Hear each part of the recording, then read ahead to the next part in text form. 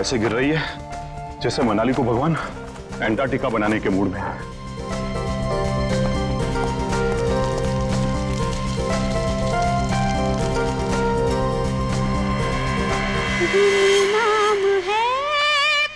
घर में तो कोई नहीं है, फिर ये म्यूजिक किसने चलाया? पूरब, माया, गौतम, पूरब, माया, गौतम,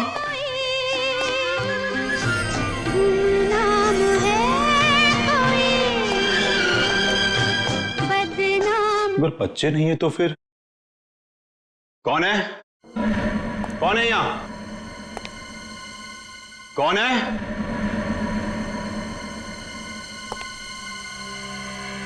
कौन है?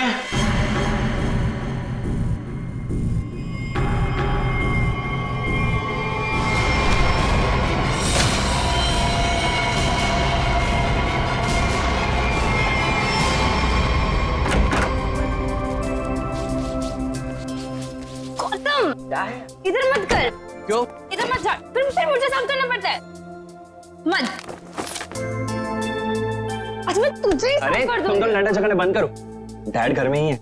अच्छा है, तो मैं अब डैड से गौतम की शिकायत करती हूँ। डैड देखिए ना इसे, पूरा घर गंदा कर रहा है। Dad, dad, dad, dad, dad, dad,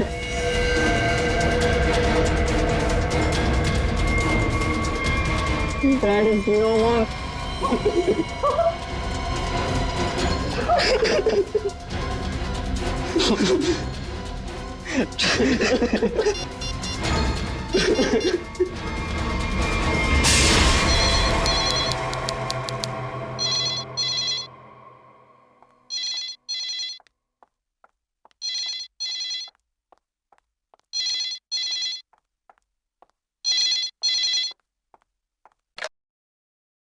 hello, हाँ वो लोग आ गए हैं और किसी भी वक्त घर पर पहुंचने वाले हैं।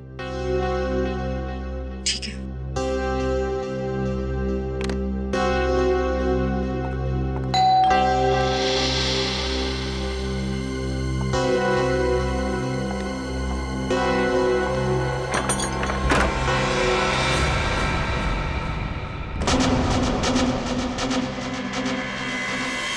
ओह माय गॉड, क्या हुआ किलोरी? आ गए वो लोग? वो लोग तो नहीं आए, लेकिन ये ताबूत कोई छोड़कर गया है और कोई यहाँ दिख भी नहीं रहा। ये जगन का ताबूत होगा, लेकिन ये तो बच्चे लेकर आने वाले थे। हाँ, पर बच्चे तो यहाँ नहीं है। जब मैंने दरवाजा खोला तो बस ये ताबूत यहाँ रखा था। तुम एक काम करो, पूरब को फोन करो, पूछो कहाँ है वो लोग। हाँ।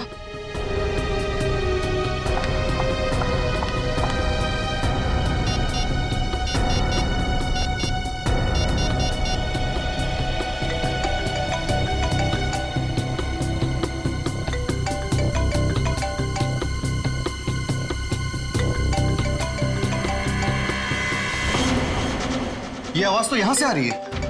कॉफिन के अंदर से आवाज आ रही है।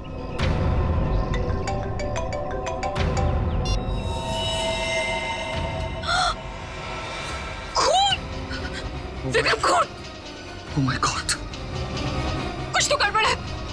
पुलिस को फोन करो जल्दी। एक मिनट, तुम पैनिक मत हो, खोलकर देखते हैं ना।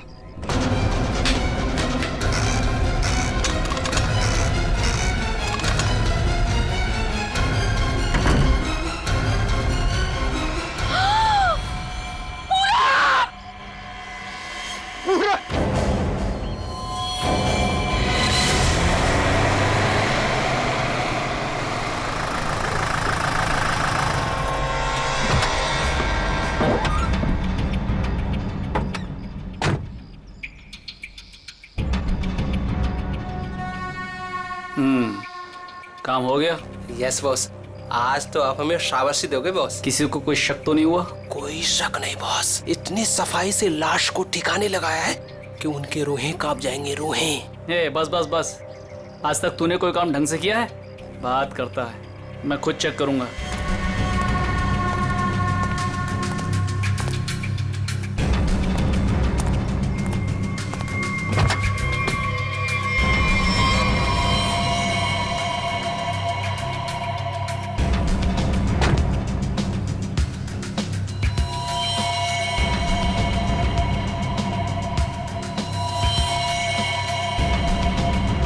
अबे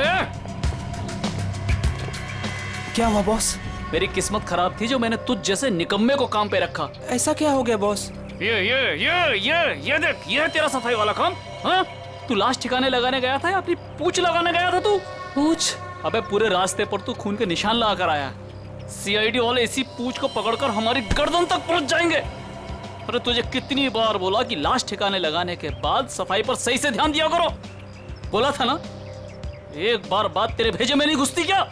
बात करता है। अब क्या करे बॉस? क्या करें? मैं बताता हूं तुझे, रुक। मन तो करता है ना तेरा खून भी इसी रास्ते पर बहा दूं। अरे शक्ल क्या देख रहा मेरी? ये मुसीबत को ठिकाने लगा और सफाई वही कर। जी बॉस।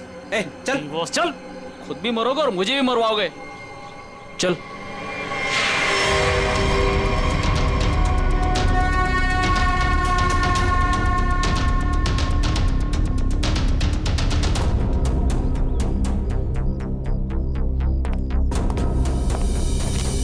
क्या संबंध क्या है आपका लाश के साथ? जी वो मेरा बड़ा बेटा था, अपने पापा की लाश लेकर आने वाला था और खुद ही। क्या इसका क्या मतलब क्या है? मतलब ये कि इसके पति 2 दिन पहले ही मर गए थे हार्ट अटैक से, और जिसकी लाश पड़ी है पूरा, वो अपने पिताजी के पार्थिव शरीर को लेकर यहाँ आने वाला था, भाई और बहन के साथ। भाई और बहन? वो कहाँ है अभी? वो भी गायब है, उनका फोन तक नहीं लग रहा है। कहाँ से आ रहे थे वो लोग? एयरपोर्ट से। थोड़ी देर पहले ही उनकी फ्लाइट लैंड हुई थी, लेकिन वो लोग तो यहाँ नहीं पहुंचे, सिर्फ कॉफिन पहुंचा, वो भी पूरब के लाश के साथ। ये लो, मतलब बीच रास्ते में किसी ने कांड कर दिया। वैसे आपका क्या संबंध है जगन के साथ? कोई रिश्ता नहीं। मतलब? ये मेरे पति है। अच्छा अच्छा, मतलब दूसरी शादी है ये? अच्छा एक बात बताइए, ये पूरब इनकी एक्स हस्बैंड की लाश को लेकर इनके करंट हस्बैंड के घर क्यों आ रहा था? है? ये मेरा घर नहीं है, ये किलोरी का घर है। मतलब आप घर जमाई हैं? जी। खैर, ये तो आपका निजी मामला है। आप ये बताइए कि ये लोग कहाँ से आ रहे थे और एयरपोर्ट पे इन्हें कौन रिसीव करने वाला था? जगन हमारे 3 बच्चों के साथ मनाली में रहते थे। 2 दिन पहले पूरब का फोन आया कि हार्ट अटैक से उनकी मृत्यु हो गई है। मैंने पूरब को बोला कि उनके अंतिम संस्कार के लिए वो उन्हें यहाँ ले आए। एयरपोर्ट पे वो जैसे ही उतरे, वहां से उन्होंने एक प्राइवेट टैक्सी ली यहाँ आने के लिए, और उसके बाद प्लीज आप मेरे दोनों बच्चों को ढूंढ निकालिए। माया और गौतम कहाँ है, कुछ पता नहीं चल रहा। ठीक है, आप चिंता मत करिए, हम उन्हें जल्दी ढूंढ निकालेंगे।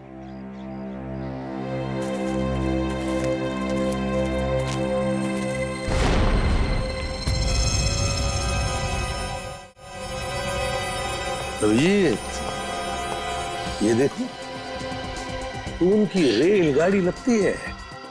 Yes sir. निखिल सर देखो, ये रेलगाड़ी कौन से स्टेशन से होके आई है? चलो भैया चलते हैं। चलते भैया का क्या मतलब है? अपना मुंह दिखाने आया था तू यहाँ पर? मतलब ये है कि एक लाश पड़ी हुई है, उसका खून हुआ है, किसने खून किया है ये तो आप पता लगा ही लोगे ना। महान हो आप लोग तो मेरा क्या काम है यार? इसको नहीं बुलाऊं तो इसके कान में से धुआं निकलता है कि हमें बुलाया नहीं, ये तो यूं केस सॉल्व कर देते, यूं खूनी को पकड़ लेते। और अभी लाश को सूंघा तक नहीं, वो चल पड़ा। हाँ सूंघ लिया तो फिर मुंह खोल ना। लाश को सूंघने के बाद क्या पता चला ये बताने के बगैर सरपट भागे क्यों जा रहा है? देख फारूक, 2 बच्चे गायब है, इस औरत के 2 बच्चे, और ऊपर से बाप की लाश भी गायब है। लाश गायब है तो मैं क्या करूं? लाश बन के लेट जाऊं यहाँ पर? लाश ढूंढना आप लोगों का काम है, तो ढूंढो ना। पूछो किसी से, ढूंढो कि ये कास्केट कहाँ से आया था। मैं क्या करूंगा इसमें? अच्छा तू जा। ठीक है। अरे एक मिनट सर, हमें इस केस में आपकी जरूरत है। आप देखो भैया, वो तो हर केस में तुम लोगों को मेरी जरूरत पड़ती है, पर तुम लोग मानते कहाँ हो? यार छोड़ो इसको अभी। अरे सर प्लीज एक मिनट। अरे सारुंके साहब, आप अपने ज्ञान का प्रकाश डालिए ना इस केस पे। इसके चेहरे पर अंधेरा छाया, ये क्या प्रकाश डालेगा? कुछ बोला? नहीं, ये हमारे आपस की बात है, तुम लगे रहो। ये ताबूत कहाँ से आया? ये लो, एयरपोर्ट से। अरे तो एयरपोर्ट जाओ ना यार, यहाँ क्या कर रहे हो तुम लोग? तो जाएंगे ना साळुंखे जी, पर आप क्यों मैदान छोड़ के भाग रहे हो? भाभी, आपके हस्बैंड की लाश आ गई। नहीं, मेरे बेटे की लाश आई है। क्या कह रही हैं आप? इतना सारा खून क्यों बह रहा है? मुझे बहुत डर लगता है खून से। शांति प्लीज। ना खून इसलिए बह रहा है क्योंकि इनका खून हो गया है।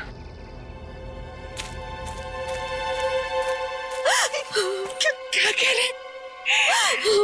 पूरब का खून हो गया है भाभी। वैसे आप ये मेरी बहन है और किलोरी की ननद। लेकिन भाभी, इसमें पूरब की लाश है तो आपके हस्बैंड की लाश कहाँ है? साळुंखे, अगर 5 साल के बच्चे की तरह मुंह बना के नखरे नहीं करता ना, तो अब तक कोई सुराग मिल जाता तुझे। भैया, ये नाक के अंदर छोटे छोटे दाने दिखाई दे रहे हैं ना, शायद यही एड्रेस। किसका? उनके हस्बैंड की लाश का। अरे तुम लोग कर क्या रहे हो? आज फिर किसी पैसेंजर का लगेज मिसिंग हो गया। तुम लोगों की वजह से किसी दिन गवर्नमेंट मुझे इस ऑफिस से मिसिंग कर देगी। ठीक से काम करो। Yes sir.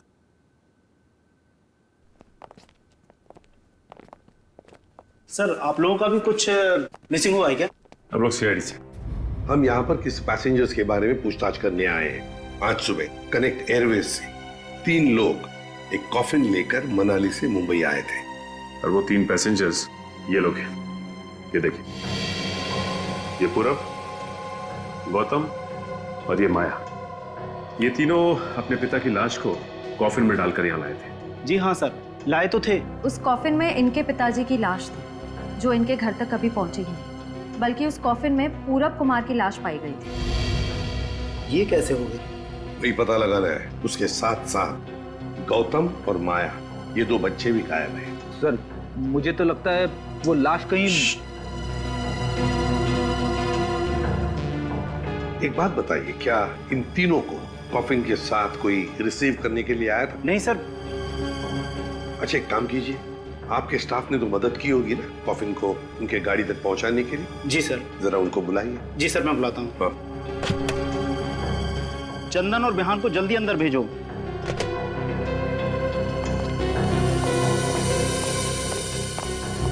क्या हुआ सर?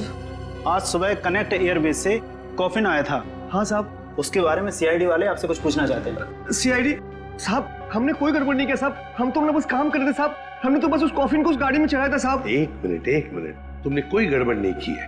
सिर्फ इतना बताओ कि जब तुम ये कॉफिन यहाँ से उनके गाड़ी तक ले जा रहे थे, तो उस दौरान उसके बीच में कभी कोई मिलने आया था या कोई ऐसे कुछ भी हुआ था क्या? हाँ साहब, हम उन तीनों को लेकर जब यहाँ से बाहर निकले, उनके साथ जो लड़की थी ना, उसको एक फोन आया सर। पता नहीं क्या बात हुई, फिर वो अचानक से कहने लगी, पार्किंग में एक नीली वैन खड़ी है, ये कॉफिन वहां ले चलो। अच्छा, वैन के ड्राइवर को देखा तुम? नहीं साहब, वैन के ड्राइवर को तो नहीं देखा, लेकिन साहब वैन का नंबर मुझे याद है। गुड, तो नंबर दो। XY 026813। सचिन, पता लगाओ इस नीले रंग के वैन का। पूरब, गौतम और माया, 3 बच्चे अपने पिता जगन की लाश को लेकर मनाली से मुंबई आते हैं। लाश को कॉफिन में लाते हैं बाय एयर। मुंबई पहुंचने के बाद वो अपनी मां को फोन करके बताते हैं कि वो मुंबई पहुंच गए और साथ साथ वो कॉफिन भी। मगर जब ये कॉफिन उनकी मां किलोरी के घर पहुंचता है, तो कॉफिन में से निकलती है बड़े बेटे पूरब की लाश। जगन की लाश गायब है और उसके साथ साथ गौतम और माया दोनों बच्चे भी गायब हैं। तीनों के तीनों गायब। सर, हो सकता है कि जिस वैन में वो लोग लाश लेकर जा रहे थे वो वैन कहीं रुक गई हो और शायद वहीं पे कुछ हुआ हो। बस तो इसीलिए तो उस ड्राइवर की जरूरत है हमें। वो ड्राइवर कौन था, उस गाड़ी के बारे में डिटेल, सब कुछ चाहिए हमें। सर वैन के रजिस्ट्रेशन नंबर से मैंने मालिक का पता लगाया। फिर मालिक का कहना है कि वैन तो कुछ महीने पहले ही चोरी हो गई। ये लो। सर, इसका मतलब अब गौतम और माया की जान को खतरा है। बड़ी बारीकी से प्लानिंग की है, खतरनाक प्लानिंग की है।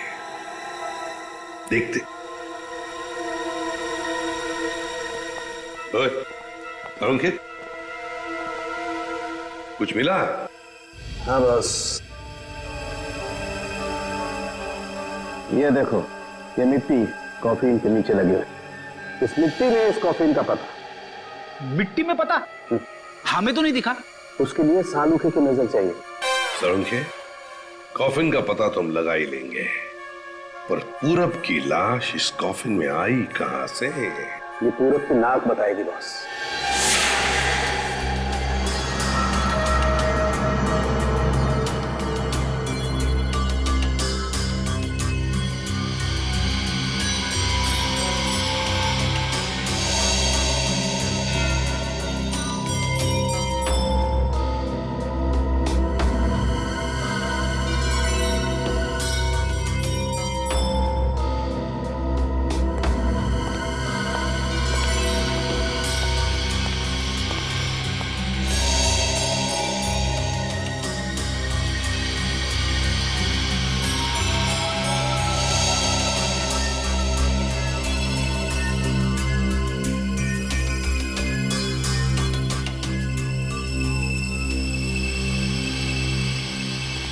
हाँ सर, कुछ पता चला? भाई अभी तक तो शक पर ही काम कर रहा है। शक दूर नहीं हुआ? हो गया, शक दूर हो गया। मुझे इसकी नाक में से पोलन्स मिले हैं, पराग कण। सालुंखे साहब, वो कैसे पता चला? फॉरेंसिक पोलिनोलॉजी से। सालुंखे साहब, ये क्या है? रेडी, ये फॉरेंसिक साइंस की एक अलग टेक्निक है। सर, इसमें क्या होता है?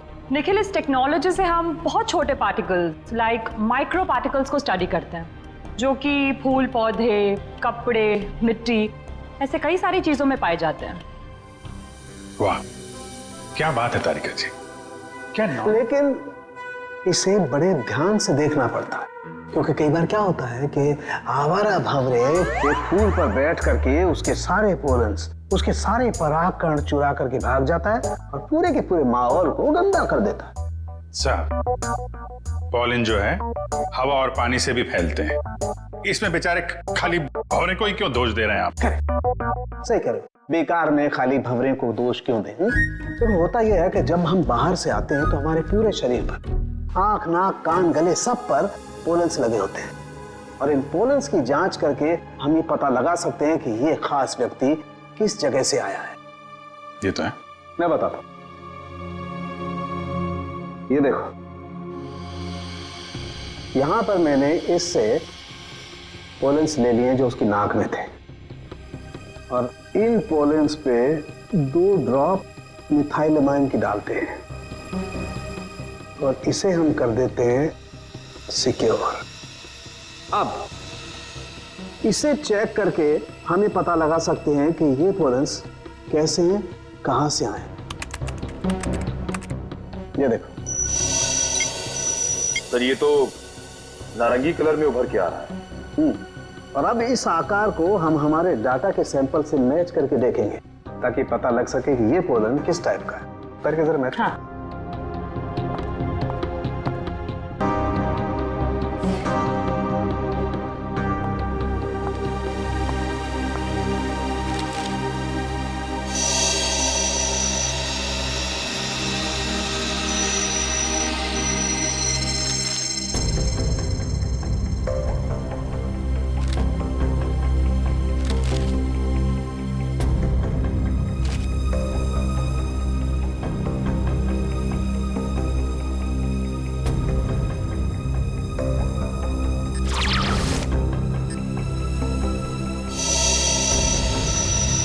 वाह सर, ये तो पॉलेंस की पूरी लाइब्रेरी है।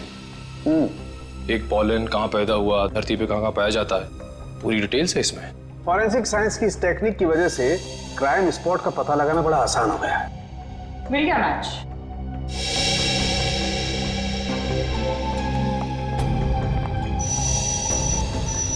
ये मैरीगोल्ड है जिसका हाइब्रिड नाम मरियासा गोल्ड 63 है। ये वैरायटी पूरे साल पैदा होती है और धानीखेत में पाई जाती है। धानीखेत?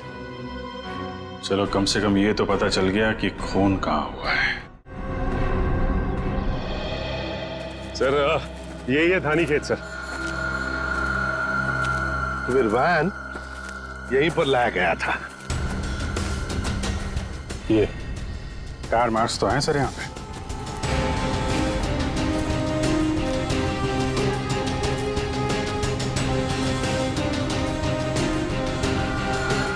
बस ये उसी वैन के टायरों के निशान। फिर तो जगन की लाश खूनी ने यहीं कहीं फेंकी होगी। पर सर इतने बड़े खेत में हम उसकी लाश ढूंढेंगे कैसे? मैं बताता हूँ बस। तो कब बताएगा? क्या मुहूर्त निकलवाना पड़ेगा? मैं बता रहा हूँ ना यार, उखड़ते क्यों? 1 मिनट रुको।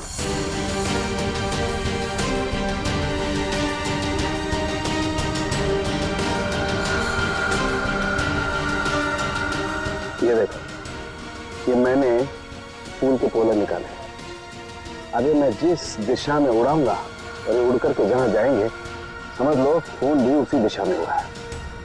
लेकिन सर यहाँ तो हवा ना के बराबर है, ये कैसे पता चलेगा कि हवा किस डायरेक्शन में है? ये मुर्गा बताएगा। मुर्गा? हाँ निखिल, मुर्गा। ये मुर्गा है ना, किसान लोग अपने खेत में अक्सर लगाते हैं। इस मुर्गे से पता चलता है हवा का रुख कहाँ पर है। जिस तरफ हवा चलती है ना उस तरफ ये मुर्गा मुड़ता है और इसका फायदा होता है पेस्टिसाइड डालने में, हवा के हिसाब से। उस तरफ देखते हैं सर। हाँ चलो देखो जरा आसपास कुछ दिखता है क्या? सर, हाँ सर वहां पे कोई लेटा है? चलो देखते हैं।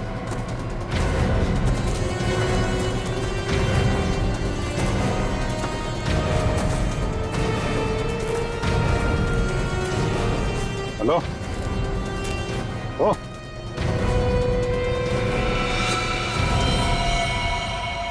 ये तो जगह है सर।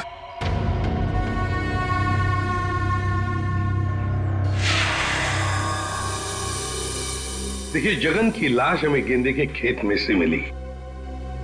क्या बता सकते हैं ऐसा कौन कर सकता है? कौन मार सकता है जगन को? कौन मार सकता है आपके बेटे को? है किसी पर शक आपको? किसी के साथ उनकी कोई दुश्मनी थी? है? मुझे किसी पर शक नहीं। तो कहीं ये मामला प्रॉपर्टी से रिलेटेड तो नहीं? अब हम पर क्यों शक कर रहे हैं? क्यों नहीं? जगन जी अमीर आदमी थे, मनाली में सेब के बाग थे, जमीन जायदाद थी। उनके मरने से और पूरब के मरने से और दोनों बच्चों के गायब होने के बाद प्रॉपर्टी तो आप लोगों को ही मिलने वाली है ना। देखिए सर, आपको बहुत बड़ी गलतफहमी हो रही है। हमें तो ये भी नहीं पता था कि जगन के पास इतनी प्रॉपर्टी है, सेब के बगान है और वैसे भी मेरी अच्छी खासी नौकरी है, अच्छी खासी कमाई है। मुझे और क्या चाहिए जिंदगी में? और मेरा तो इन सब से कुछ लेना देना ही नहीं है, मुझे तो प्लीज दूर ही रखिए। देखिए, मैं अपनी फैमिली और अपनी वाइफ से बहुत खुश हूँ, मुझे और कुछ नहीं चाहिए। अच्छा, तो आपके कहने का मतलब है जो कुछ भी लेना देना है वो किल्लोरी जी का लेना देना? देखिए सर, आप लोग मेरे बच्चों को ढूंढने के बजाय मुझ पर और मेरे परिवार पर शक कर रहे हैं। नहीं नहीं नहीं नहीं नहीं किल्लोरी जी, हम आप लोगों पर कोई इल्जाम नहीं लगा रहे किल्लोरी जी। हम तो बस सच्चाई जानने की कोशिश कर रहे हैं। जैसे एक बात जरूर कहूंगा आप लोगों को, सच्चाई आपके लिए बहुत फायदेमंद होगी।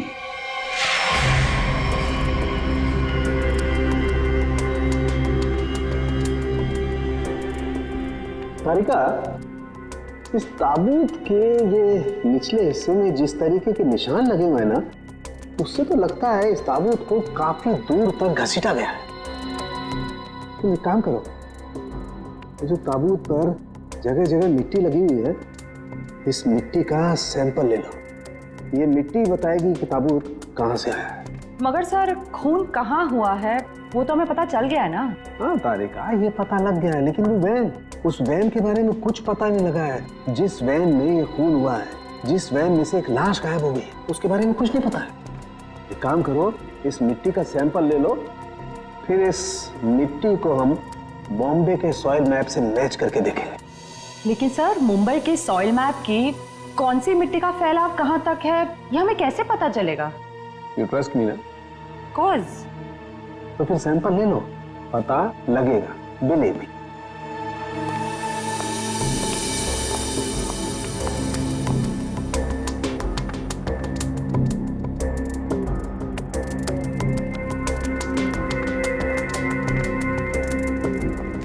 अरे सालू के साहब फिर से पढ़ाई शुरू कर दी आपने?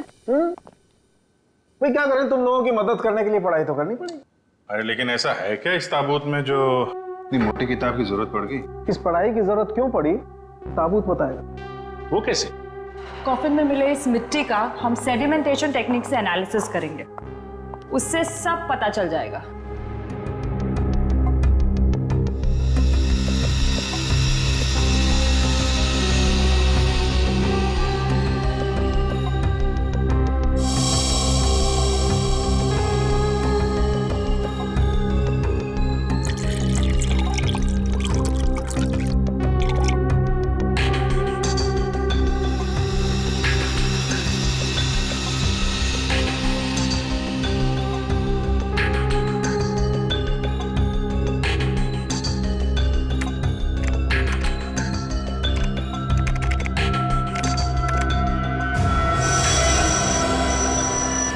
ये देखिए,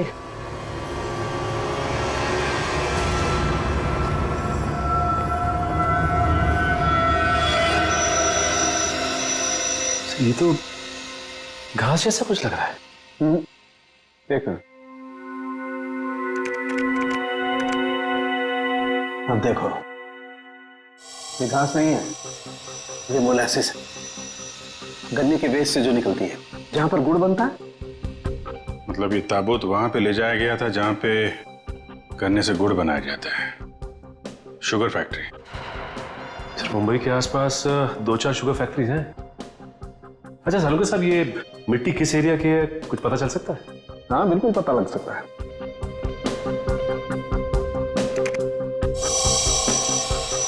इस मिट्टी में 40% सैंड है। और इतनी सैंड परसेंटेज वाली मिट्टी मुंबई के बाहर कन्ना कावड़ी वाले इलाके में लगभग 30 किलोमीटर के एरिया में पाई जाती है। पर हाँ, ये मिट्टी ज्यादा रेत और ज्यादा आयरन होने की वजह से काली दिखाई देती है। सचिन, पता करो उस एरिया में कोई शुगर मिल है क्या?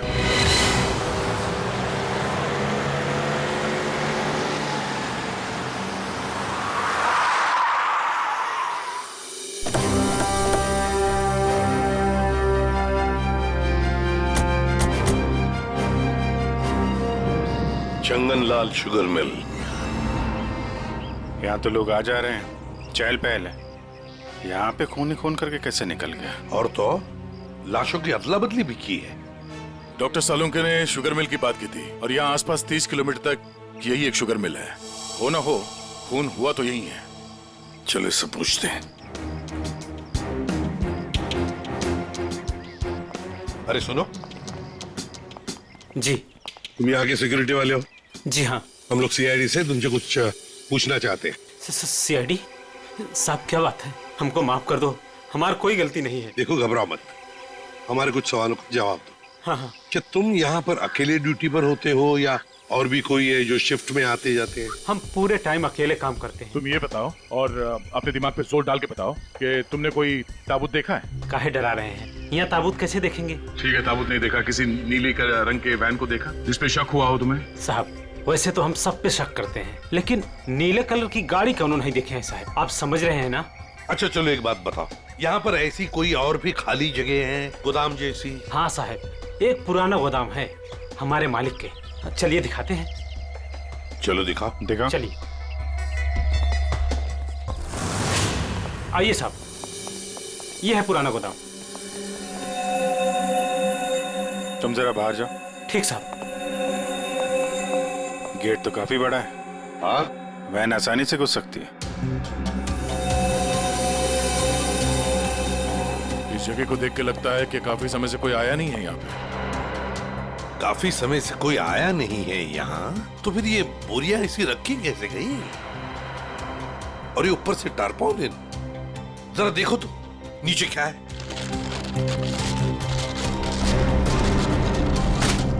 ये देखा?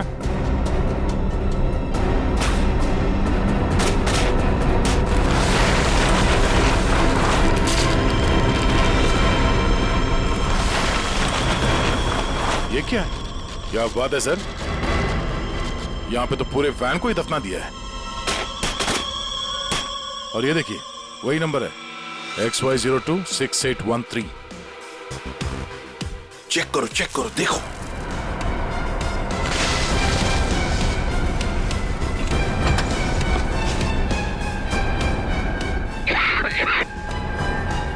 माय गॉड,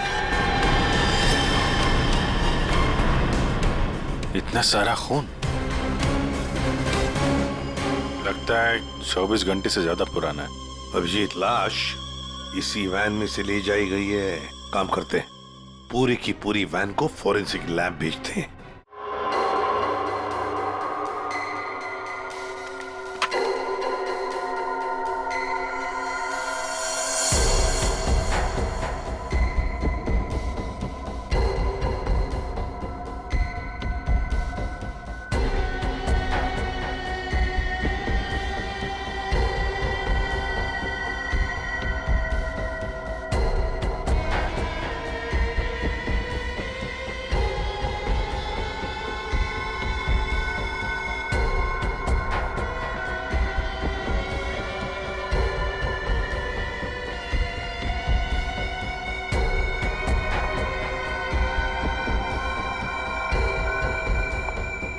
सर, मिला कुछ?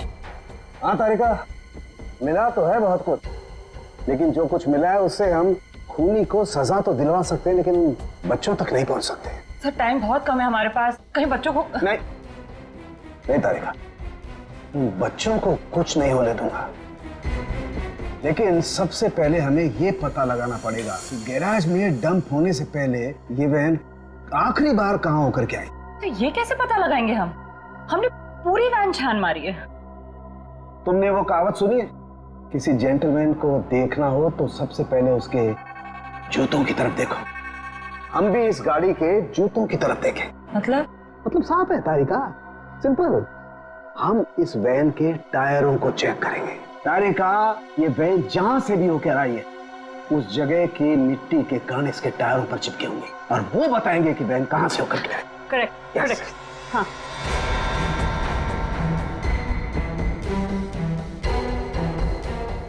जरा एक कोर्से पर पेट्रोल डिश लाओ। हाँ सर, अभी देते हैं।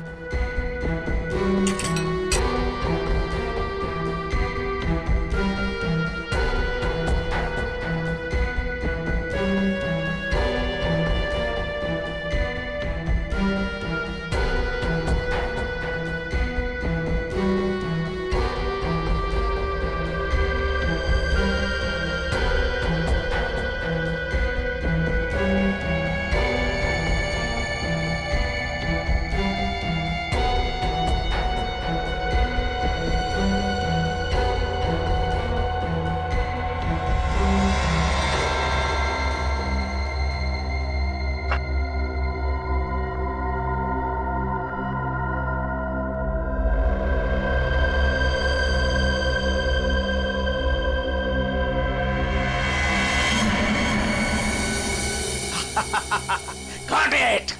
सर, क्या है? क्या मिला है? सर बताओ ना क्या मिला है? हेलो।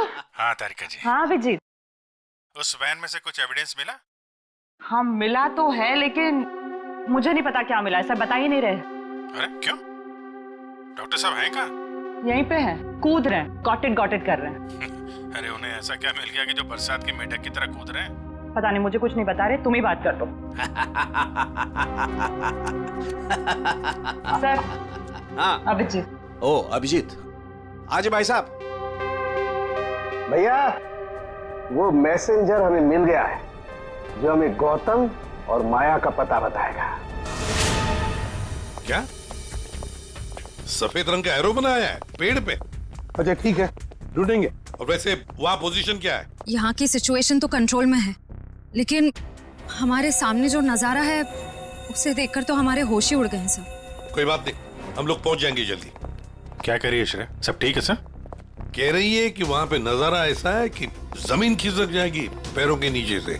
सर हमें जल्द से जल्द वहाँ पहुँचना होगा, पर लोग बहुत कम है, कहीं हाथ से निकल ना जाए। आप लोग कोई बताएंगे क्या हो रहा है? कैसे है मेरे बच्चे? ठीक तो है? प्लीज कुछ बताइए। मैम जरा धीरज रखिए, सब कुछ पता चल जाएगा। कुछ बताया होगा ना फोन पे उसने। आखिर हमारे बच्चे मिले कि नहीं मिले, कुछ तो मालूम होगा ना। देखिए अभी कहने सुनने से कुछ नहीं होगा, जो भी है वहाँ पे चलने के बाद ही पता चलेगा। अरे पता तो तब चलेगा जब वहाँ पहुँचेंगे। अगर भालू शेर चीतों को पता चल गया ना कि हम लोग यहाँ हैं, तो दुनिया में किसी को हमारा पता नहीं चलेगा। आप फिक्र मत कीजिए प्रीति जी, आजकल इंसान जानवरों से ज्यादा खतरनाक हो गया। हो सकता है वो आपको देख के भाग जाए। अरे उन्हें चिल्लम चिल्ली की आदत नहीं है, जरा शांत रहिए आप। क्या? एक मिनट। श्रेया, वो सफेद निशान वाला पेड़ मिल गया। सर उस पेड़ से राइट लेकर 200 मीटर स्ट्रेट आ जाइए। 200 मीटर राइट में। चलिए जल्दी चलिए। कोई मुझे बताएगा हो क्या रहा है? मेरे दिल बैठा जा रहा है, कहीं मेरे गौतम और माया को कुछ हो तो नहीं गया? बस बस, और नहीं चला जाता, अब नहीं चल पाऊंगी। देखिए पीछे छूटने वालों को जानवर छोड़ते नहीं है, लंच या डिनर में खा लेते हैं। नहीं, मैं आगे जाती हूँ ना, आप लोग मुझे फॉलो करिए।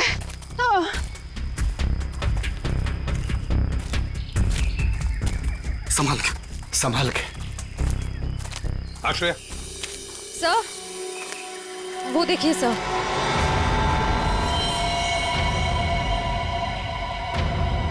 माय गॉड, जल्दी से बच्चों को नीचे उतारो। हे भगवान, क्या है? चल गए। ये क्या मजाक है सर? जब आप लोगों ने देखा कि ये लोग यहाँ आए थे, इन्हें छुड़वाया क्यों नहीं, नीचे क्यों नहीं उतारा सर? बचा लो मेरे बच्चों को। श्रेया संभाल। माया घबराओ मत।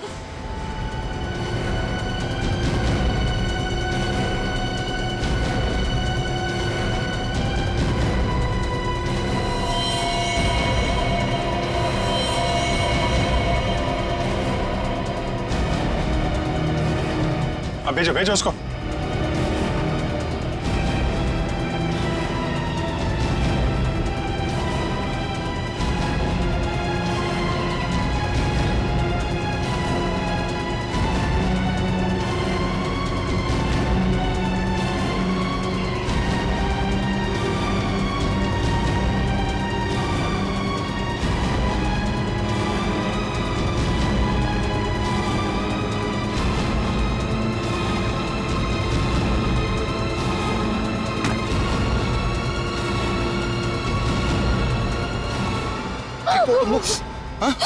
तुम लोग ठीक हो ना?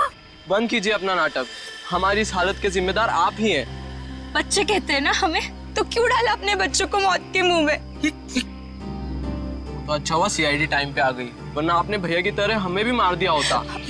क्यों खिलोरी जी, ये बात क्या है? बच्चे आप ही पर इल्जाम लगा रहे? मुझे भी कुछ समझ में नहीं आ रहा है। मैं तो इन लोगों से इतना प्यार करती हूँ, मैं क्यों मारूंगी इन लोगों को? बात तो सही है, सवाल जायज है।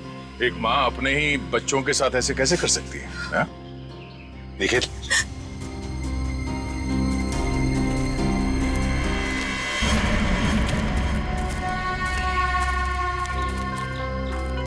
तुमने तो छुपने की बहुत कोशिश की और उस कीड़े ने हमें यहाँ का पता बता दिया। ये लोग कौन है सर? भाई मैडम कुछ पूछ रही, बताओ या और खातिरदारी करें? हमने और खातिरदारी की जरूरत नहीं है, लेकिन साहब पहले मुझे इमरजेंसी वार्ड में भर्ती करा दीजिए। हड्डियों से बड़ी अजीब अजीब आवाजें आ रही है साहब, तो मुझे दिन में ही चांद तारे नजर आ रहे हैं सर। ऐसा लगता है जैसे मैं अंतरिक्ष में। मुंह खोलो अपना जल्दी। फंसा दिया तुमने हमें। मैंने फंसाया? मैं तो इन लोगों को जानती तक नहीं हूँ। आप नहीं, वो भाई साहब। दिमाग तो नहीं खराब हो गया तुम लोगों का? क्या बोल रहे हो तुम? मैं वाकई आप मल्टी टैलेंटेड हैं। Husband come kidnapper come murder all in one. क्या बात है? विक्रम तुम? भैया क्यों किया तुमने ये सब? और क्या करता? इसके तीनों बच्चे मेरे छाती पे सांप की तरह लौट रहे थे। विक्रम, तुमने बोला था कि तुम हमारे बच्चों को मुझसे भी ज्यादा प्यार करोगे, और तुमने मेरे एक बेटे को मार दिया और बाकी दो को मारने की साजिश की। जिस मकसद के लिए मैंने तुम्हें फंसाया उस पर तुमने पानी फेर दिया। तुम्हें फंसाने का मेरा सिर्फ एक ही मकसद था, तुम्हारी प्रॉपर्टी, तुम्हारा पैसा। लेकिन तुमने अपनी सारी प्रॉपर्टी अपने बच्चों के नाम कर दी। क्या करता मैं? और तो और तुम अपने पुराने पति से भी मिलने जाती थी। तुमने कभी सोचा कि मेरे अंदर क्या होता था? मैंने एक दिन डिसाइड कर लिया, तुम्हारी पुरानी फैमिली को ही तुम्हारे रास्ते से हटा दूंगा। और इसीलिए सबसे पहले तुमने जगन को रास्ते से हटाया, क्यों? हाँ, इसलिए मैंने अपने रास्ते से सबसे पहले अपने पहले कांटे को हटाया, जगन को। अपनी पत्नी को झूठ बोला कि मैं बॉम्बे से बाहर जा रहा हूं, और एक दिन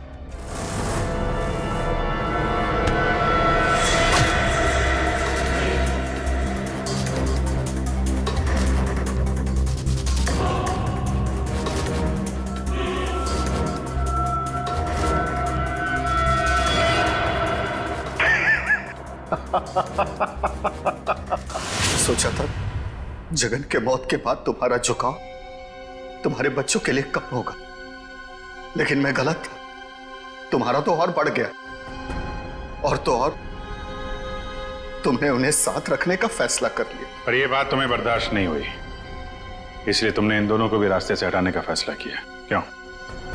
विक्रम, मैंने तुम पर इतना भरोसा किया, तुमने सब बर्बाद कर दिया। मैं तुमसे नफरत करती हूँ, नफरत। जायदाद की लालच में आके तुमने जो मौत का खेल खेला है उसका अंजाम भी मौत है। फांसी होगी तुम्हें, फांसी।